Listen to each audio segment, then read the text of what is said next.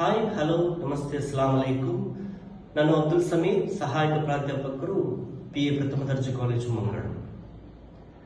ಶಿಕ್ಷಣದ ಬೇರುಗಳು ಕಹಿಯಾಗಿರಬಹುದು, ಆದರೆ ಅದರ ಫಲಗಳು ಸಿಹಿಯಾಗಿರುತ್ತದೆ.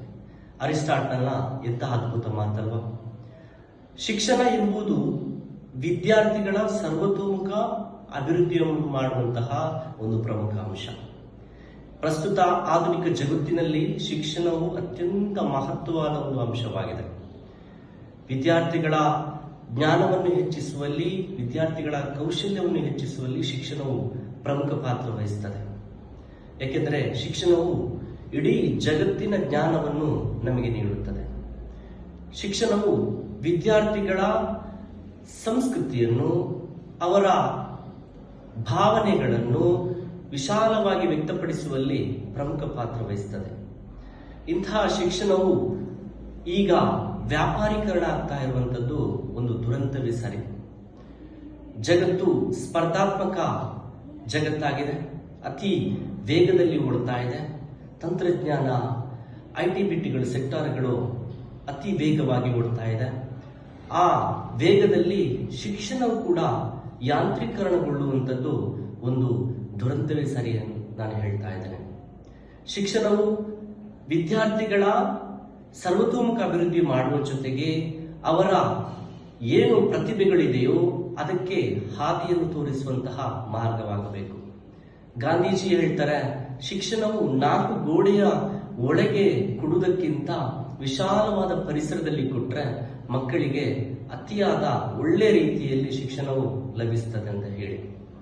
ಇಂತಹ ದೊಡ್ಡ ದೊಡ್ಡ ವ್ಯಕ್ತಿಗಳು ಕೂಡ ಶಿಕ್ಷಣವು ವಿದ್ಯಾರ್ಥಿಗಳಿಗೆ ಸೂಕ್ತವಾಗಿ ಅವರ ಪ್ರತಿಭೆಯನ್ನು ಬೆಳೆಸುವಂತಹ ಮಾರ್ಗವಾಗಬೇಕು ವಿನಃ ಅವರ ಜೀವನದ ದುರಂತಕ್ಕೆ ಕಾರಣ ಆಗಬಾರದು. ಯಾಕೆಂದ್ರೆ ಇವತ್ತು ನೋಡಬಹುದು, ಅತಿ ಹೆಚ್ಚು ಶಿಕ್ಷಿತರೇ ಏನ್ ಮಾಡ್ತಾ ಇದ್ದಾರೆ, ಈಗ ಜಗತ್ತಿನಲ್ಲಿ ದರೋಡೆಗಳನ್ನು, ಕೊಲೆಗಳನ್ನು, ಭಯೋತ್ಪಾದನೆ ಚಟುವಟಿಕೆಗಳನ್ನು ಮಾಡ್ತಾ ಇದ್ದಾರೆ.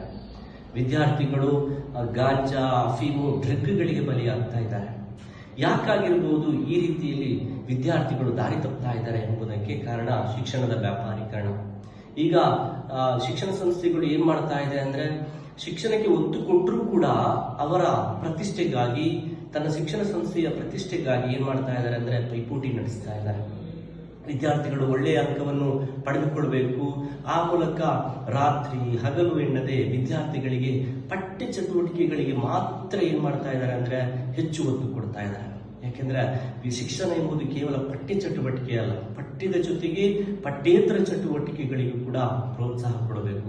ಹಿಂದಿನ ಕಾಲದಲ್ಲಿ ನೋಡಿ, ಕಡಿಮೆ ಕಲ್ತರೂ ಕೂಡ ಹೆಚ್ಚು ಜ್ಞಾನವನ್ನು ಸಿಗ್ತಾ ಇತ್ತು. ಈಗಲೂ ಕೂಡ ನೋಡಿ, 5ನೇ 7ನೇ ತರಗತಿ ಕಲ್ತಿರುವಂತಹ ನಮ್ಮ ಪೋಷಕರು ಇರಲಿ, ಅಜ್ಜ ಅಜ್ಜಿಗಳು ಇರಲಿ, ಇವತ್ತು ಕೂಡ ಒಳ್ಳೆ ರೀತಿಯಲ್ಲಿ ಕನ್ನಡ ಮಾತಾಡ್ತಾರೆ, ಕನ್ನಡ ಪೇಪರ್ ಓದ್ತಾರೆ, ಇಂಗ್ಲಿಷ್ ಓದ್ತಾರೆ. ಯಾಕಾಗೆಂದ್ರೆ ಆ ಕಾಲದಲ್ಲಿ ಶಿಕ್ಷಣವೆಂಬುದು ವಿದ್ಯಾರ್ಥಿಗಳಿಗೆ ಅವರ ಪ್ರತಿಭೆಯನ್ನು ಬೆಳೆಸುವಂತಹ ಒಂದು ಮಾರ್ಗ ಆಗಿತ್ತು. ಈಗ ಏನಾಗ್ತಾ ಇದೆ ಅಂದ್ರೆ ಸ್ಪರ್ಧಾತ್ಮಕ, ನಾನು ಮೊದಲಾಗಬೇಕು, ನಮ್ಮ ಸಂಸ್ಥೆ ಮೊದಲಾಗಬೇಕು ಅಂತ ಎಂಬ ಸ್ಪರ್ಧೆಯಲ್ಲಿ ಬಲಿಯಾಗ್ತಾ ಇರೋದು ವಿದ್ಯಾರ್ಥಿಗಳು.